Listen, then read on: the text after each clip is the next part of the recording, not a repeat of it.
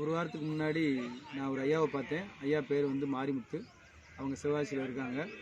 அவர் வந்து ஒரு 5 வருஷத்துக்கு முன்னாடி கீழே விழுந்துட்டாங்க. கீழே விழுந்ததில் கையால் கொஞ்சம் வராமல் இருந்தது. அப்புறம் ட்ரீட்மெண்ட் பண்ணி கொஞ்சம் கொஞ்சமாக சரி பண்ணிட்டாங்க. இப்போ ஒரு 6 மாதமாகவே அவருக்கு சில ஸ்ட்ரகிள்ஸ் திரும்ப ஆரம்பித்தது. அதில் என்ன அப்படின்னா கை நடுக்கும். அதுபோக உட்காந்து எந்திரிச்சாங்கன்னா தள்ளாடி கீழே விழுந்துருவாங்க. இது மாதிரி அடிக்கடி கீழே விழுந்துருக்காங்க. அது மாதிரி நடக்க முடியாது, பேலன்ஸ் இல்லாமல் இருக்கும், நடக்க முடியாது. எதையாவது பிடிச்சி தான் நடப்பாங்க.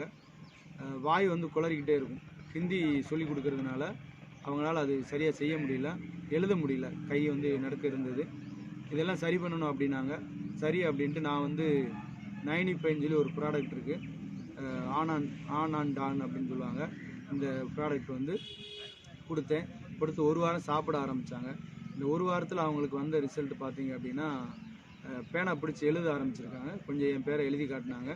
அடுத்து பேசுகிறது வந்து மாறி இருக்குது, நல்லா தெளிவாக பேச ஆரம்பிச்சிருக்காங்க.